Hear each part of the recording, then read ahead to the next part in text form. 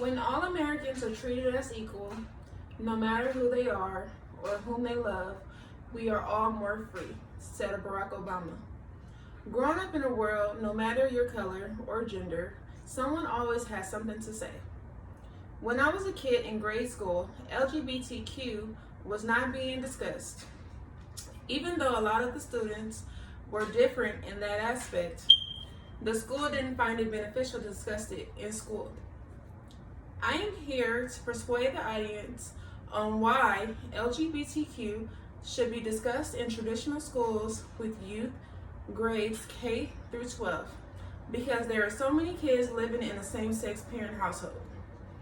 Discussing LGBTQ in traditional schools with youth grades K through 12 would first reduce bullying, second, decrease instances of problems such as depression and low self-esteem, and three, bring more awareness to the subject LGBTQ. First, discussing LGBTQ in traditional schools with youth K through 12 would reduce bullying. In LGBT Bullying in School Perspectives on Prevention by Alan K. Goodboy said, "We believe that education is one of the most effective ways to prevent and deter LGBT bullying in school.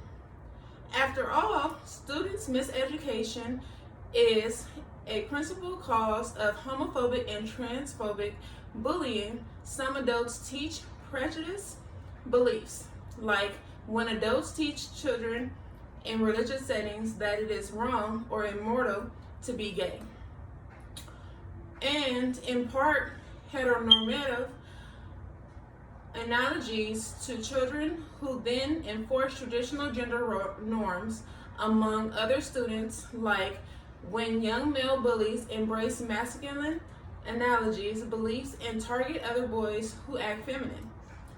Poteet, Marriage, Da Vinci, and Shear, 2013. Indeed, education is at the heart of the LGBT bullying problem, as well as being part of the bullying solution.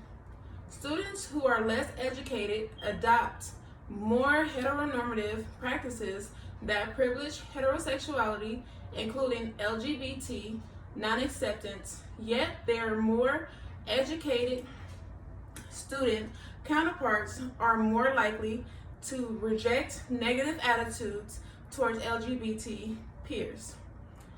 Gennifer and Gabithart, 2017.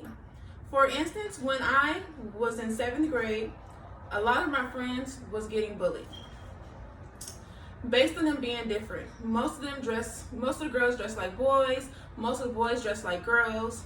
Back then, kids were not nice. So I never spoke up on my differences because I was afraid of getting bullied. One of my friends ended up committing suicide. Before this, I remember having a conversation with him where he told me how he was tired of being judged. He thought of school as a safe place because home life wasn't good at all as well. I wish I would have spoken up, but I didn't really realize the severity of the situation back then. However, we had one teacher who understood us more than the others. We would meet after school and most of the students would share stories on how they have been bullied based on being different.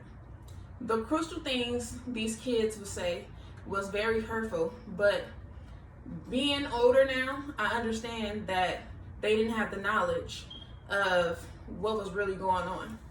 And I feel like if they would have had the knowledge, then some of the stuff that they would say, they would have understood more.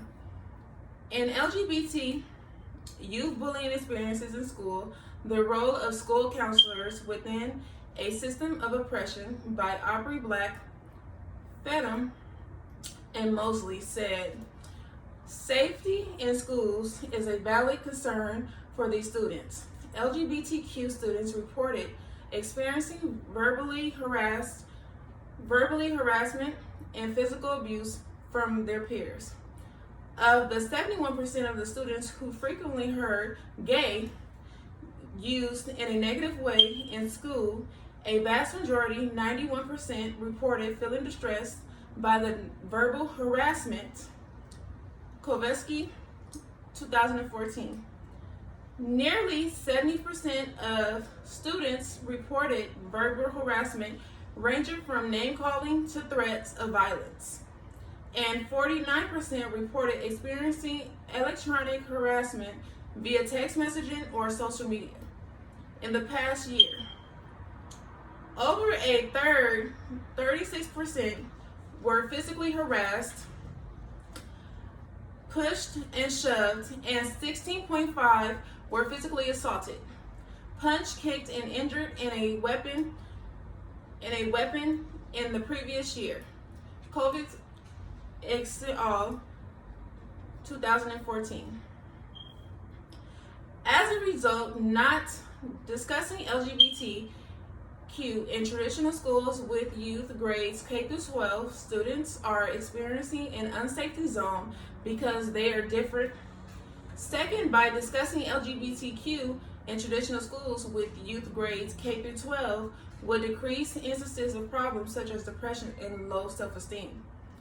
In parental acceptance and legal drug use among gay, lesbian, and bisexual adolescents results from a national survey by Philadina, Chris, and Rue said gay, lesbian, and bisexual adolescents face many of the same developmental challenges as do heterosexual adolescents, but they must also deal with a stigmatism identity.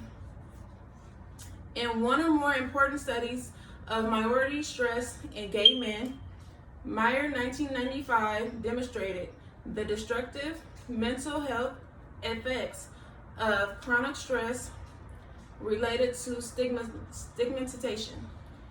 We showed that internalized homophobia, expectations of regression, and experiences with discrimination and violence, and significantly associated with feelings and demonstration and irrational guilt, as well as suicidal ideation. For instance, more youth struggle with stress, depression, and low self-esteem issues due to the subject LGBTQ negatively being shined on. Coming out when I was young was not an option because it was hard to be safe in my own home. Still to this day, being at home has its struggles because some people, like my mother's mom, will always have something negative to say. Third, by discussing the LGBT in traditional schools with youth grades K through 12 would bring more awareness to the subject LGBTQ. In Georgia City's project, LGBTQ Rights by Adina Solomon said, Georgia is one of the 3 states among the Alabama and Mississippi with no civil rights bill, which typically offers protection from discrimination for those not already covered by federal law. For most 2 decades, Atlanta was the only city in Georgia to have a non-discrimination ordinance protecting LGBTQ people from discrimination.